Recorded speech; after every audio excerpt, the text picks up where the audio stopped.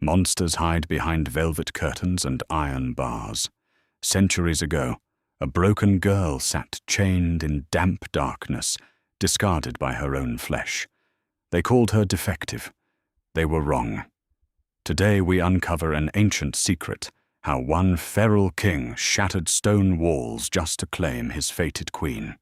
History books tell us of the harsh winters of 1482 in the Duchy of Northumbria, but they omit the hidden wars fought in the shadows of high society.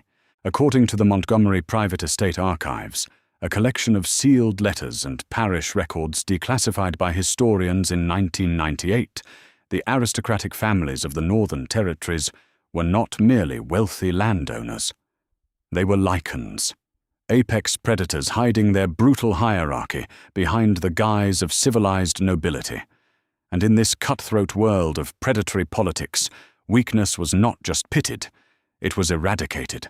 At the center of this forgotten historical scandal was Rowena Ashcroft, the eldest daughter of the late Lord Thomas Ashcroft. By birthright, Rowena was meant to inherit the sprawling winter estates of her pack. But in the lichen world, inheritance was dictated by biology, not just bloodlines. A wolf had to present their dynamic alpha-beta, or omega, by their 18th winter. Rowena, at 20 years old, had presented nothing. She had no discernible scent. She lacked the enhanced strength of her peers. She could not shift, nor could she hear the low, rumbling frequencies of the pack link. To the pack, she was a null, a barren, defective anomaly. Following her father's mysterious death, her stepmother, Lady Giselle, seized control of the estate. Giselle was a ruthless beta who viewed Rowena not as a tragic victim of biology, but as a political liability. Giselle's own biological daughter, Genevieve, was a newly presented omega, dripping with the sickly sweet scent of honeysuckle that drove the local unmated males into a frenzy. Giselle wanted Genevieve to inherit the Ashcroft fortune, but the old lichen laws stated that as long as the eldest daughter drew breath, the title remained in limbo. The situation reached a boiling point when news arrived from the capital. King Rowan Montgomery, the supreme alpha of the realm, was embarking on a winter tour of the Northern Territories. Rowan was a warlord wrapped in a velvet cloak, a man whose sheer predatory aura was rumored to bring lesser wolves to their knees. He was traveling north to assess the loyalty of his lords, and more importantly, to finally find a mate to stabilize his feral, untethered wolf. Giselle knew that if the king saw Rowena, he would demand answers about the pack's failing leadership. Furthermore, the local regional enforcer, Lord Gregory Caldwell, a vicious, opportunistic alpha, had promised to back Giselle's claim to the estate if he was allowed to mate Genevieve and take the Ashcroft lands for himself. They could not afford for Rowena to exist, let alone petition the king. "She is a stain on this ancient house," Giselle was recorded to have said in a recovered letter to Caldwell. A mute, scentless dog taking up the space of a wolf.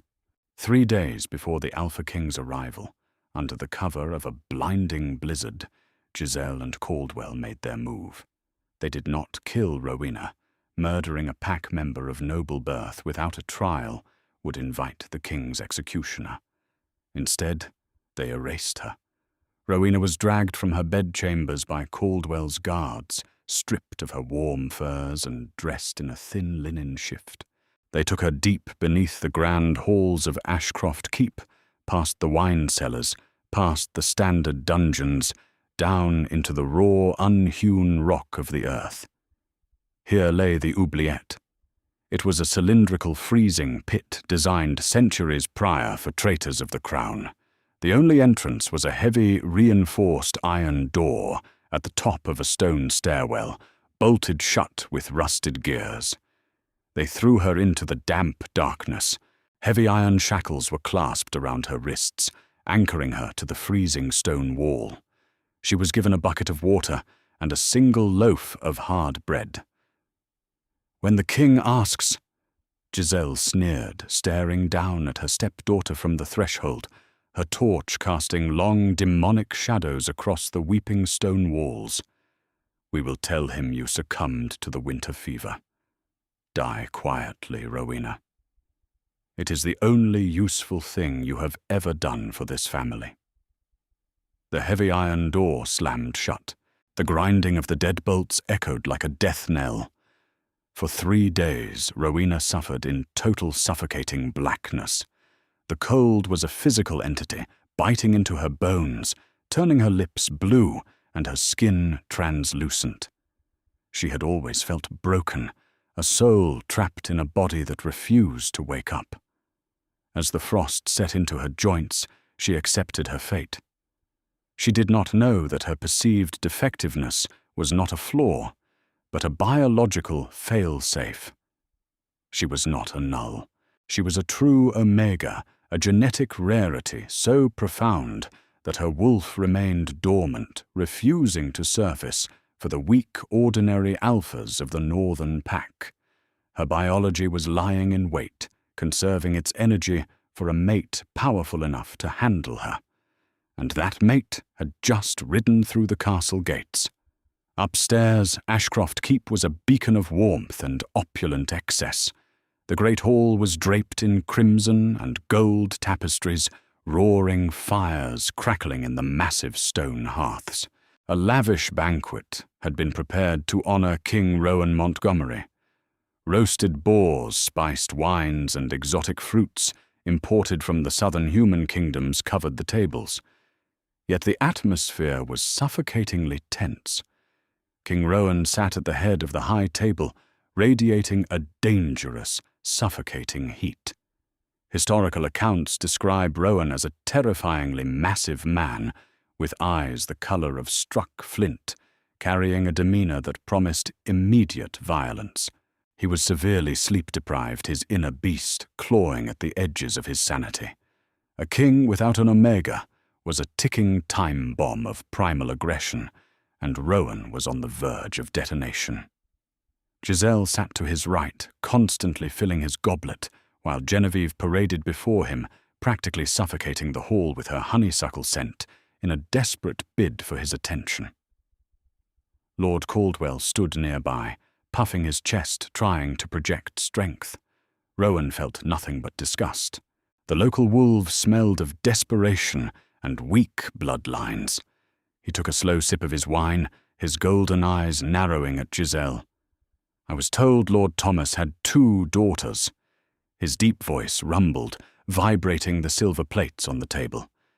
Giselle feigned a look of profound sorrow, pressing a lace handkerchief to her chest. Tragically, Your Grace. My eldest stepdaughter Rowena passed away just days ago. A sudden winter fever. Her constitution was always tragically frail. She was a defective, you see. Rowan's beast let out a low, irritated huff in his mind. Defective. A convenient excuse for a weak bloodline. He was about to dismiss the topic entirely, preparing to leave this pathetic excuse for a pack by sunrise. But miles below, something was happening.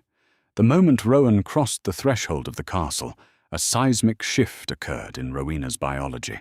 The sheer overwhelming dominance of his alpha aura, even muffled by hundreds of feet of stone, rippled through the castle foundation.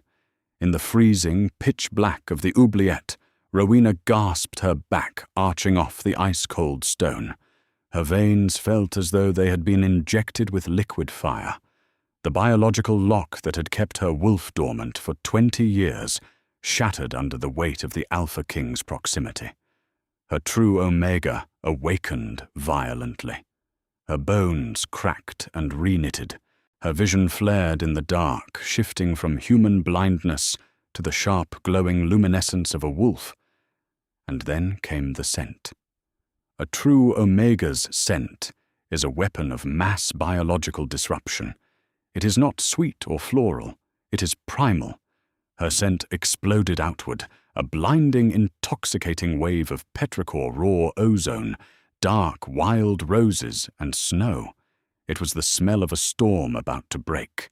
It seeped through the cracks in the dungeon ceiling, carried by the ancient draughts of the castle, rushing upward through the floorboards.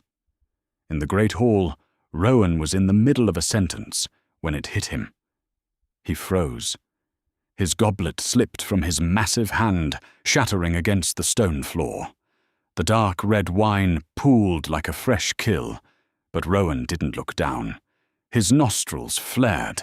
His pupils blew wide, swallowing his irises until his eyes were entirely pitch black. A terrifying guttural growl ripped from his chest, a sound so purely animalistic that 3 beta lords nearby instantly dropped to their knees, clutching their throats in submission. The music stopped violently. "Your Grace," Giselle asked, her voice trembling as the king stood up. The heavy oak chair he had been sitting in splintered backward into the wall. "Mine." The single deafening command roared through Rowan's mind. His beast completely overrode his human consciousness. The scent was a physical tether wrapping around his lungs, dragging him forward. It was the scent of his fated mate, and she smelled of pure agony and cold. "Who?" Rowan snarled, his voice distorted, echoing with a dual timbre of man and monster, "is bleeding in this castle?" No one, my king," Caldwell stammered, stepping into Rowan's path in a foolish attempt to assert control in his own territory. "You are merely sensing the roasted meats from the kitchens." Rowan didn't even look at him. With a flick of his wrist, the king backhanded the regional alpha. The sheer force lifted the 250-pound man off his feet, sending Caldwell crashing through a heavy wooden table and into a stone pillar, knocking him unconscious instantly. Panic erupted. Genevieve screamed, falling to the floor. Giselle backed away in sheer terror. Rowan ignored them all. Driven entirely by his feral instincts, he tracked the scent. He stalked out of the great hall, his heavy boots shaking the floorboards. He tore through the corridors, ripping heavy tapestries down when they brushed against his shoulders, descending the spiral staircases. Guards who tried to intercept him took one look at his glowing, murderous eyes and fled. Down, down, down he went. The scent of ozone and wild roses grew stronger, mixed sickeningly with the smell of damp mold, rusted iron, and starvation. Rowan reached the subterranean levels. He stood before the heavily fortified door of the oubliette. 2 massive iron hinges held the thick oak in place, secured by a steel deadbolt thick as a man's wrist. Through the tiny grated window he heard it. A soft, agonizing whimper. Her. The king did not look for a key. He did not call for the guards. Rowan stepped forward and wedged his massive clawed hands into the millimetre-thin gap between the iron door and the stone frame. He braced his boots against the masonry. A roar of pure, unadulterated alpha dominance tore from his throat, a sound that shook the very foundations of Ashcroft Keep. His muscles bulged, tearing the seams of his velvet royal coat. The stone around the doorframe began to crack. The heavy iron bolts shrieked in protest. With a final earth-shattering heave, Rowan literally ripped the medieval door from its moorings. The iron snapped with a sound like a cannon shot. He threw the 2-ton door behind him, where it crashed onto the stone floor, kicking up a cloud of ancient dust. He stepped into the freezing dark. Rowena cowered against the wall, shivering violently, her wrists bloodied from the heavy shackles. She looked up, her newly glowing, vivid blue eyes meeting his terrifying, pitch-black gaze. She expected death. She expected a monster. Instead, the terrifying Alpha King dropped to his knees on the freezing stone. The feral, murderous rage radiating from him instantly evaporated, replaced by a desperate, frantic possessiveness. He reached out his massive hands, trembling as they cupped her freezing, dirt-streaked face. "Mate." Rowan breathed the word a sacred vow. Rowena let out a broken sob, her newly awakened instincts surging forward. She leaned into his burning, hot palms, completely surrendering to the bond. Rowan didn't hesitate. He grabbed the thick iron chains binding her wrists, and with a vicious snap of his wrists, shattered the metal links as if they were brittle glass. He pulled her freezing, fragile body into his lap, wrapping his massive, heat-radiating frame around her. Burying his face into the crook of her neck, he inhaled the intoxicating scent of her rain and roses. His fangs descended, grazing her pulse point. He was not just saving her, he was claiming her. Right there in the filth and the dark, the Alpha King sank his teeth into his true Omega, marking her as his equal, his queen, and sealing the doom of everyone upstairs who had dared to touch what was his. The bite of an Alpha King is not merely a physical wound. It is a biological tether, an ancient blood magic that rewrites the very cellular structure of the recipient. In the freezing dark of the oubliette, as King Rowan Montgomery's fangs pierced Rowena Ashcroft's neck, the venom of his mark flooded her veins. According to the memoirs of the royal scribe William Cavendish, who documented the aftermath of this event, the temperature in the subterranean dungeon noticeably spiked. The frost on the stone walls began to melt, dripping into puddles, as the mating frenzy radiated heat like a furnace. Rowena's emaciated frame convulsed not from pain, but from the sudden violent surge of healing adrenaline. The bruises fading from her skin, the shallow breaths deepening into powerful rhythmic draws of air. Her dormant wolf, now tethered to the supreme alpha, roared to life. Rowan withdrew his fangs, his chest heaving. He licked the twin puncture wounds, sealing them with his saliva, before shrugging off his heavy, fur-lined royal cloak. He wrapped the massive garment around Rowena, swaddling her fragile form, and stood up. He did not let her feet touch the ground. He carried her against his chest, his arms like iron bands, fiercely protective. The walk back up the spiral stone stairs was a death march for anyone foolish enough to stand in his way. By the time Rowan reached the ground floor, his elite royal guards, the dreaded Crimson Guard, led by a scarred veteran named Captain Gregory Holden, had swarmed the corridors, drawn by the catastrophic sound of the dungeon door being ripped from its hinges. Upon seeing their king emerging from the shadows, eyes glowing a murderous obsidian, carrying a girl wrapped in his coat, they immediately fell to one knee, baring their necks in total submission. "Secure the perimeter," Rowan commanded, his voice devoid of human warmth. It was the lethal calm vibration of a predator about to cull the herd. "No one leaves this keep." In the great hall, chaos had descended into trembling terror. Lord Gregory Caldwell had regained consciousness and was leaning heavily against a pillar, bleeding from a severe head wound. Lady Giselle was pacing frantically, clutching her daughter Genevieve, muttering prayers to the old gods. They believed the king had been driven mad by a blood rage. They had no idea he had found the source of the scent.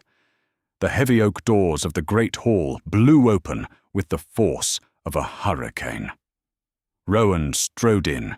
The sheer, suffocating pressure of his alpha aura slammed into the room, forcing every lesser wolf to the floor. The roaring fires in the hearths seemed to dim, cowed by the sheer predatory dominance radiating from the king. Giselle looked up, her face draining of all color. There nestled securely against the broad chest of the most powerful man in the realm was the stepdaughter she had condemned to die. Rowena's head rested on Rowan's shoulder, her vibrant, luminescent blue eyes, the undeniable mark of an awakened lichen, staring down at her tormentors. And radiating from her was the overwhelming, intoxicating scent of petrichor and wild roses, mixed irreversibly with the sharp, crackling ozone of the king's own scent. "They were mated, my king," Giselle stammered, dropping to her knees, her voice shrill with panic. I can explain. The girl is a witch. She has deceived you. She is a null, a defective. She used dark herbs to mimic the scent of an omega to ensnare you. According to the parish records signed by Bishop Aldous Wentworth, she is barren. Silence. The single word did not just echo. It physically struck Giselle like a blow, silencing her vocal cords through sheer alpha command. Rowan gently set Rowena down on her feet, keeping one massive arm securely around her waist to support her. The royal scribe's accounts note that Rowena did not cower. Bolstered by the ancient power of a true Omega and the backing of the Supreme Alpha, she stood tall, the oversized royal coat pooling around her bare feet. For high treason, attempted assassination of royal blood, and the desecration of a fated mate, Rowan's voice tolled like a death bell. The punishment is eradication. Caldwell panicked. Desperation overriding his survival instincts, he lunged forward, drawing a hidden silver-etched dagger from his boot. "She is Northern property," Caldwell roared, attempting to invoke the archaic territorial rights of 1204 to justify a challenge. He didn't make it 2 steps. Rowan did not even shift into his wolf form. Moving with a speed that defied his massive size, the king intercepted Caldwell. With one hand, he grabbed the regional alpha by the throat, hoisting him clean off the floor. Caldwell choked his legs, kicking wildly, the dagger clattering uselessly against the stone.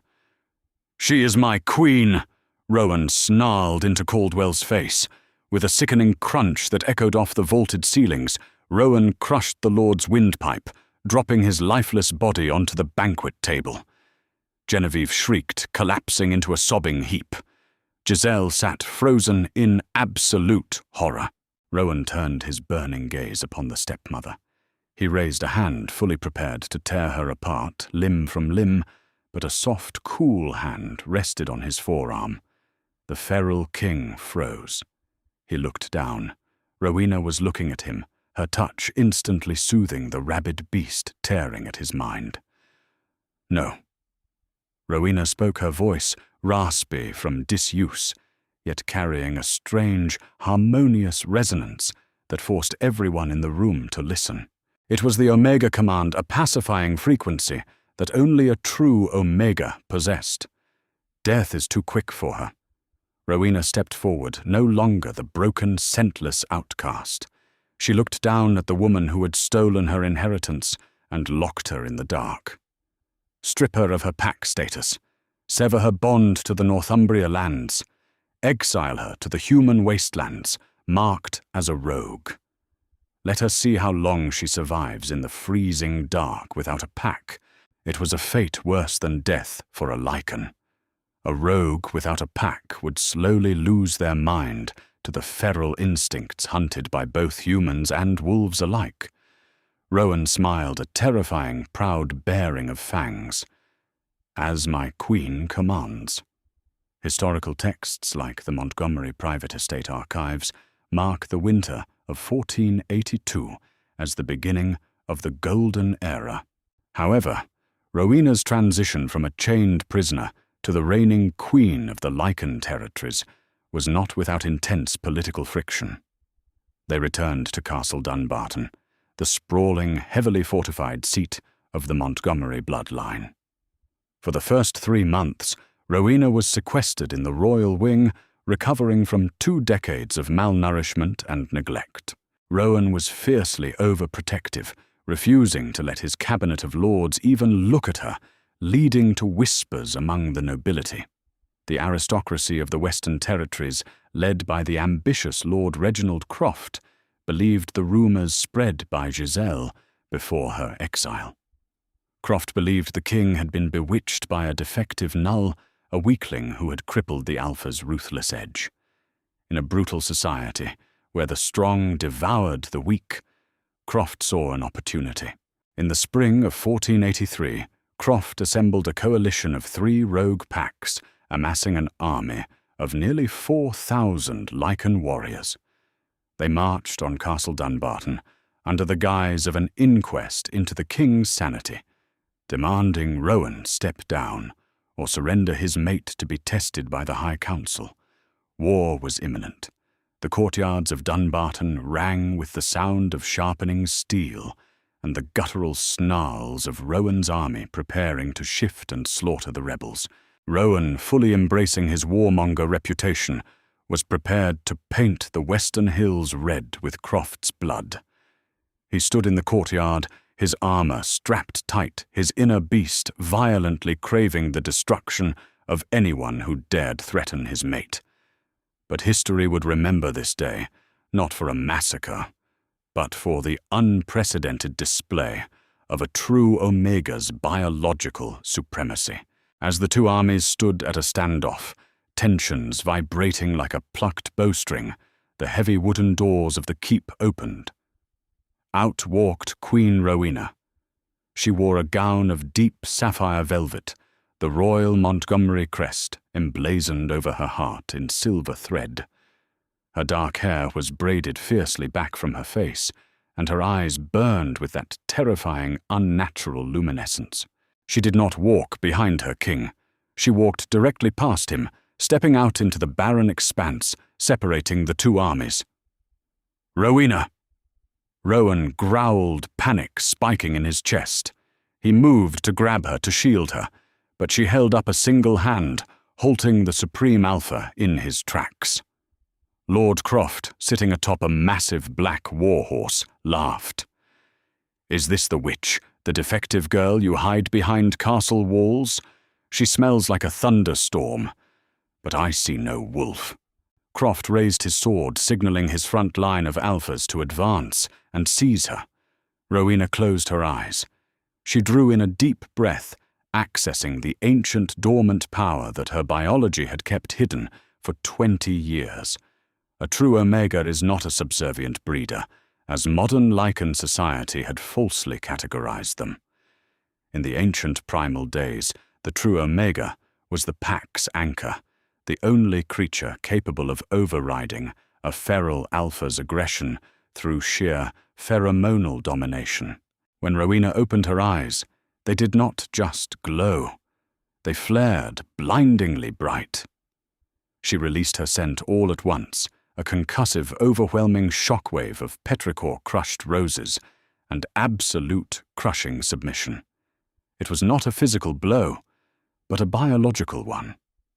Accompanying the scent was a sound, a high, resonant, vibrating tone that slipped past the human ear, but struck the lichen auditory cortex with the force of a hammer. "Kneel." The command echoed across the valley, amplified by the natural acoustics of the mountains. The effect was instantaneous and catastrophic for Croft's rebellion. The charging alphas in the front line suddenly collapsed, as if their strings had been cut, their inner beasts slammed by the undeniable biological command of a supreme pack mother, violently shut down their aggressive instincts. Thousands of lichen warriors dropped their weapons, clutching their heads, their knees smashing into the dirt in involuntary submission. Even the horses bucked, terrified by the sudden shift in apex predator dynamics. Lord Croft's sword slipped from his trembling hand, clattering against the stones. He gripped the mane of his horse, his eyes wide with absolute terror, gasping for air, as the atmospheric pressure of her scent suffocated his rebellion. Behind her, King Rowan stood in awed silence. His own army had dropped to one knee, not in pain, but in profound biological reverence. Rowena walked slowly toward Lord Croft, the only sound the crunch of gravel beneath her slippers. "You marched on my home." She spoke, her voice carrying that same terrifying resonance. "You threatened my mate, but I am not a tyrant. Take your men. Return to the Western Territories. If you ever cross the Montgomery borders with steel in your hands again, I will not simply ask your wolves to kneel. I will ask them to tear their own throats out. Do you understand?" Croft, trembling so violently he could barely hold himself upright, slipped from his saddle and fell to his knees in the dirt, pressing his forehead to the ground. "Yes, my queen." The rebellion ended. without a single drop of blood being spilled. Following the bloodless stand. As Dr. Arthur Pendleton of Oxford's Lycanthropic Studies Division later named it, society fundamentally shifted. The Montgomery Private Estate Archives detail how Rowena Ashcroft Montgomery dismantled the archaic laws that marginalized omegas and nulls. She established safe havens across the Northern and Western Territories, ensuring that no Lycan child would ever be chained in the dark for failing to meet society's brutal expectations. She and Rowan ruled for 60 years, a reign characterized by ruthless protection and unprecedented peace. The Alpha King was the impenetrable shield, but it was the defective, true Omega who was the beating, unyielding heart of the realm.